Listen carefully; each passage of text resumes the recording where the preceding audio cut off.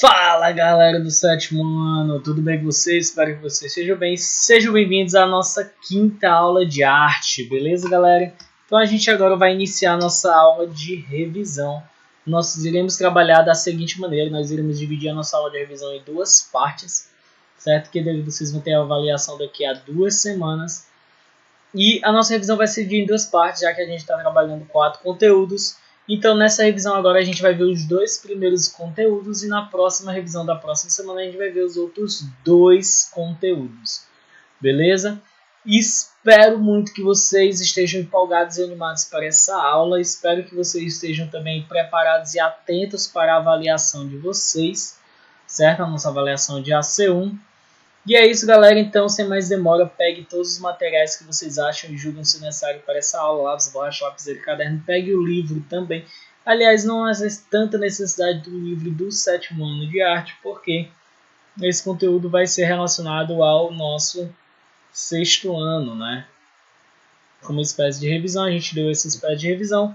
Então, assista o vídeo. Depois, se você tiver alguma dúvida, você pode vir a falar comigo pela Agenda Edu e também pode vir a assistir as aulas anteriores, tá, galera?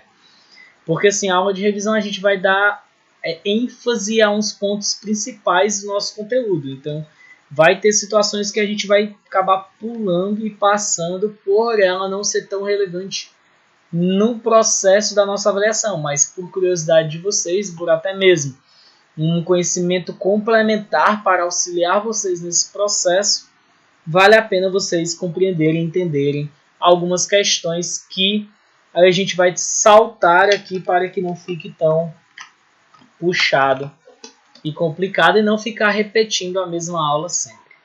Beleza? Então vamos lá, transmitindo aqui.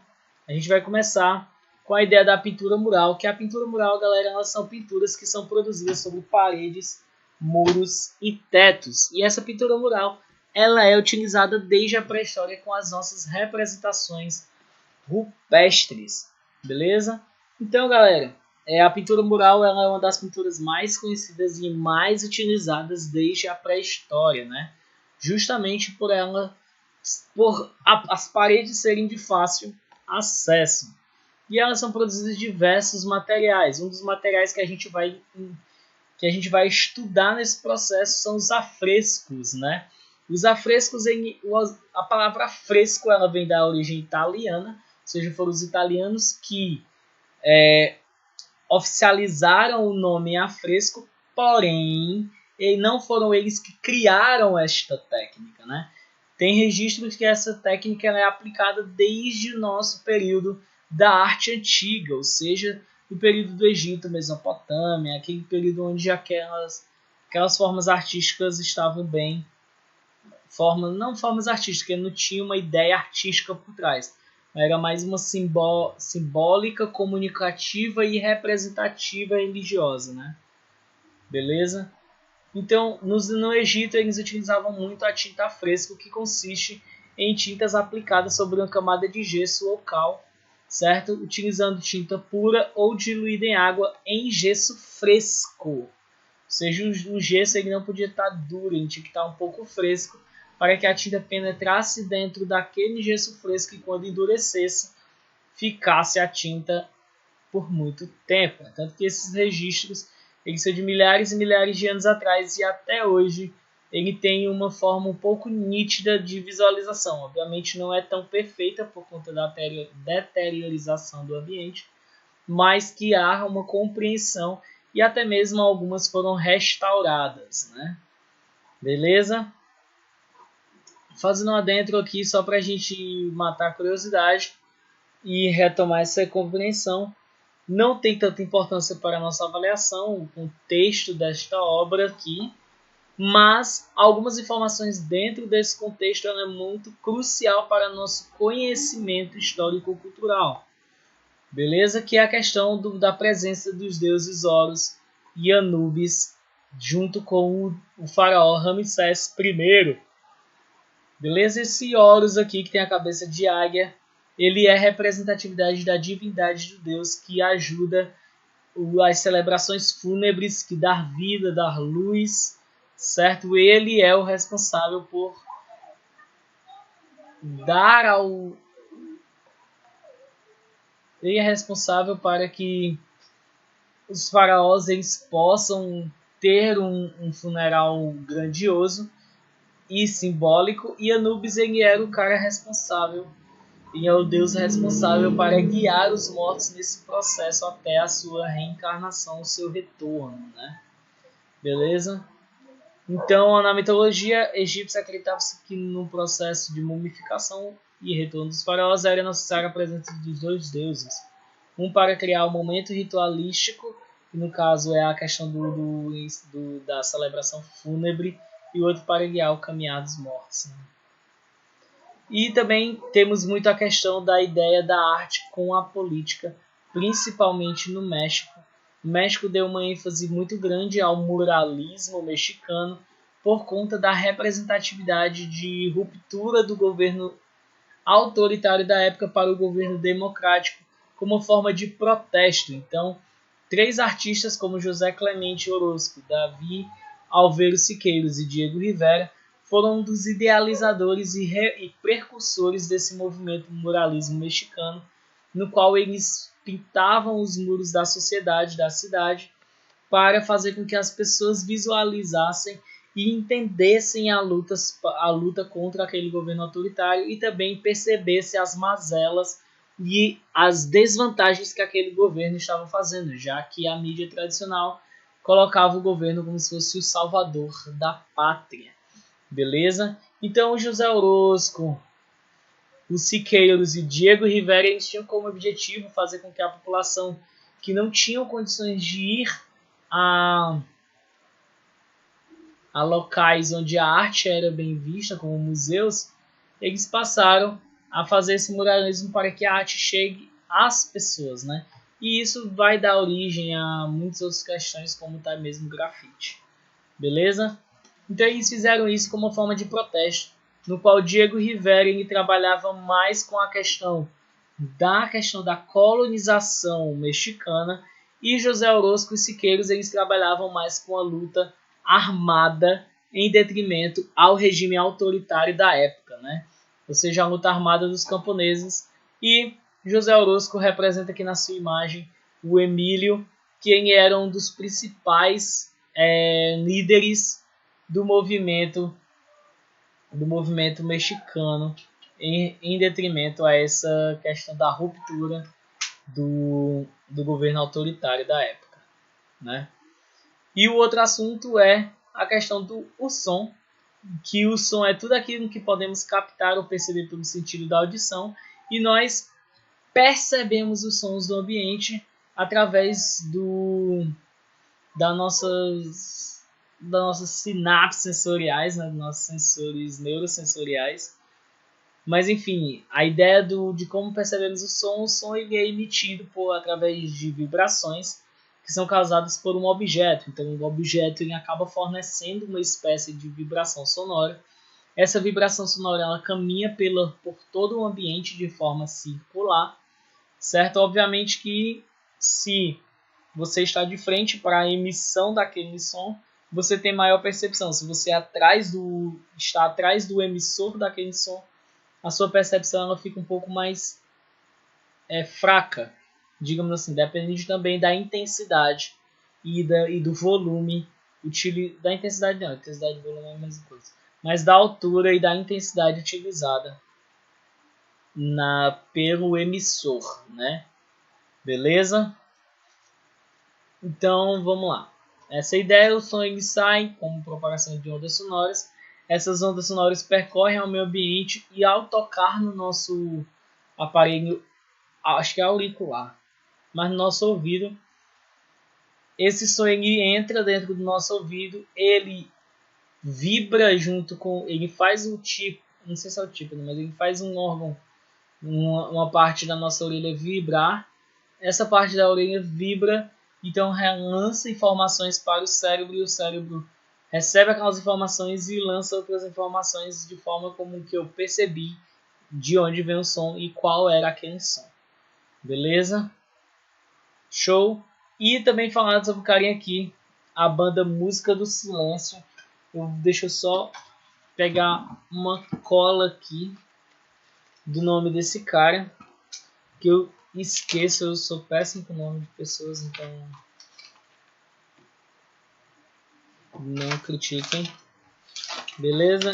Então esse cara aí, ele construiu a Banda do Silêncio, certo? Eu sei que é Bovenuto, Fábio Bovenuto, certo? Então Fábio Bovenuto, ele criou a banda Música do Silêncio. Ele é um maestro músico da orquestra, de orquestras, né? E ele criou uma espécie de orquestras que chamou-se de Banda Música do Silêncio, porque ele pegavam pessoas surdas para tocar na sua orquestra, certo? Ou seja, ele trabalhava com pessoas surdas na parte de percussão da sua orquestra, e aí ele desenvolvia espetáculos e apresentações para eles se apresentarem e até mesmo inseri-los em um lugar onde muita gente acha que eles não deveriam estar inseridos, né? E essas crianças, essas pessoas, esses integrantes da música da banda dele, que são surdos, eles conseguem captar os sons através da vibração do seu próprio corpo e até mesmo da vibração do solo. Beleza? Show? E a gente também estudou e a gente vai relembrar sobre as propriedades do som. A gente vai estudar 4 propriedades do som, que é altura, volume, intensidade, timbre e duração. Beleza? Então a altura, galera, é a propriedade que determina se o som ele é grave ou agudo. A palavra altura não vai derivar da ideia grave e agudo, mas sim da propagação de ondas sonoras, porque as ondas sonoras mais graves, elas possuem alturas menores e mais afastadas. Já as ondas sonoras agudas, elas possuem uma grande amplitude, ou seja, elas são praticamente riscos, assim, elas são muito picos muito altos e declives muito altos também, e de uma rapidez gigantesca. Ou seja, a ideia da frequência de sons graves é uma frequência mais amena, com uma amplitude pequena. Já a altura de sons agudos, ela tem uma amplitude maior e uma frequência muito maior também. Beleza? E diferencia aqui volume, porque volume é a ideia de som, do som ser forte e fraco. Vai muito por questão da intensidade. E uma curiosidade, a altura dos sons, de acordo com as suas frequências, ela é representada por meio das notas como Dó, Ré, Mi, Fá, Sol, Lá, Si. E essas notas elas podem ser registradas num pentagrama, que é o conjunto de linhas horizontais paralelas com espaços regulares entre elas, que também chamamos de pauta musical. Beleza? Então, só reforçando a ideia da intensidade, são sons considerados fortes e fracos. Neste caso, vale a pena a gente escutar novamente esses sons.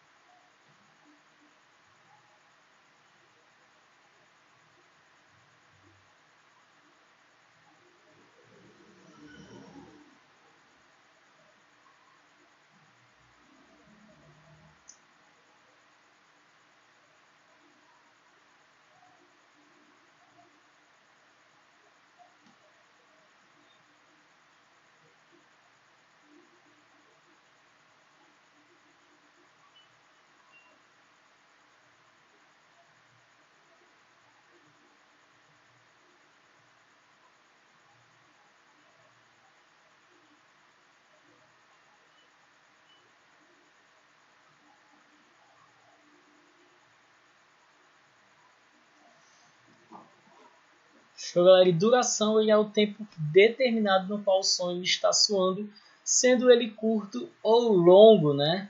A gente consegue perceber a ideia de duração ao comparar o som de um tambor com o som de sino, que daqui a pouco nós iremos escutar, onde o som do tambor ele é muito mais seco e mais rápido, e o som de sino ele perdura por mais tempo, mesmo após ser tocado. Já o do tambor não, tocou, saiu o som, parou. Vamos dar uma escutada aí.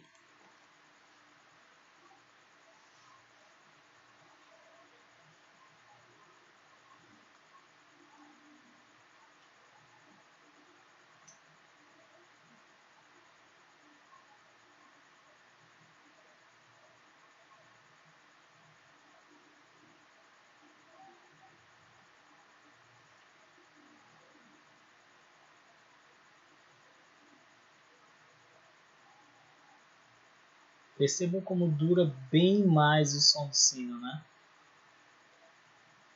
Olha isso aí.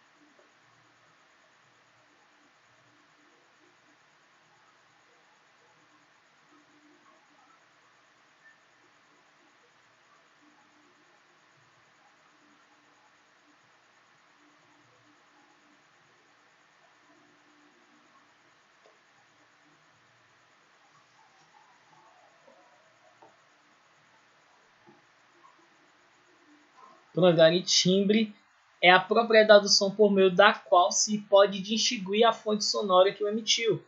Ou seja, mesmo você tendo um som de mesma tonalidade, mas você consegue distinguir de onde aquele som vai vir, de qual fonte aquele som está vindo.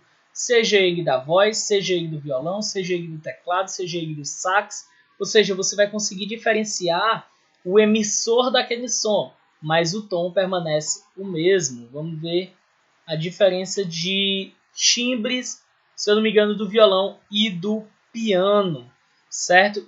É a mesma melodia, a mesma composição, porém a gente consegue diferenciar os instrumentos devido à diferença de timbre. E é muito engraçado essa questão de timbre, é que essa questão de timbre ela também permeia pela voz. Então a nossa voz ela é diferente e única de cada pessoa. Existem pessoas que possuem timbres semelhantes do que as outras, mas nunca iguais. Para vocês terem noção, o timbre é tão individual e tão identitário de uma pessoa que até mesmo as pessoas que conseguem imitar outras pessoas não conseguem reproduzir fielmente o timbre daquela pessoa. Mesmo você achando, cara, que incrível, parece demais, é idêntico, parece muito, mas se você fizer uma análise minuciosa da frequência sonora da pessoa que fala realmente daquela forma e da pessoa que imita, é diferente. Beleza? É por isso aí que consegue diferenciar e separar a ideia de falsificação de voz da não falsificação de voz. Da veracidade da voz, né? Daquela informação.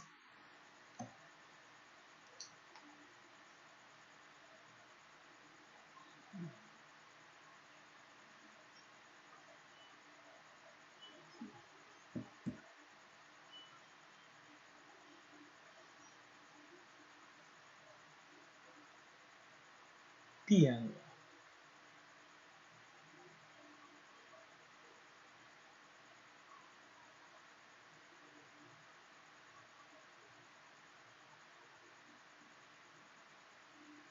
Viu a ideia como é diferente? Beleza? E a galera aqui como as notas musicais foram descobertas e nomeadas. Primeiramente, as notas elas não foram descobertas, elas foram inventadas por o cara que é chamado José Aresco, acho que é Arezzo. Guizo Arezzo, o nome do cara. Guizo Arezzo, que é esse cara que ele criou e inventou as notas musicais como uma forma de ajudar, né? Como uma forma de ajudar as pessoas a entenderem e compreenderem que momento elas estão cantando, como elas estão cantando e como elas deveriam cantar. Até porque a maioria desse pessoal que cantava, eles eram analfabetos.